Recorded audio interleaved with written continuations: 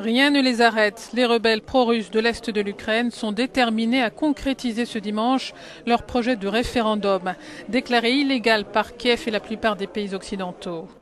Ils soutiennent que tout sera prêt à temps pour le vote et se disent certains que la population approuvera leur projet. Or, des sondages suggèrent au contraire qu'une grande partie des habitants de l'Est du pays sont favorables à l'unité de l'Ukraine. Aujourd'hui, nous avons le soutien de toutes les autorités de Donetsk, assure cet homme qui se présente comme le président de la commission électorale de la République de Donetsk. La police est de notre côté, tout comme les services de sécurité travaillant dans notre région. Nous demandons le droit à l'autodétermination.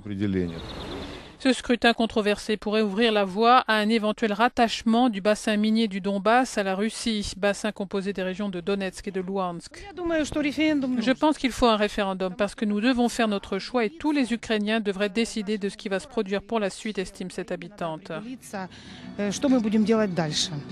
Je ne vais pas participer à ce référendum. Je ne veux pas qu'il soit légitimé. J'ai un point de vue différent, souligne cet homme. Malgré une atmosphère de quasi-guerre civile, les partisans de l'autodétermination de cette région cherchent apparemment à imposer la politique du fait accompli, souligne notre reporter Sergio Cantone. Proclamer une victoire lors du référendum leur donnerait une légitimité pour décider d'un avenir dont on ignore encore le visage. Sergio Cantone, Euronews, Donetsk.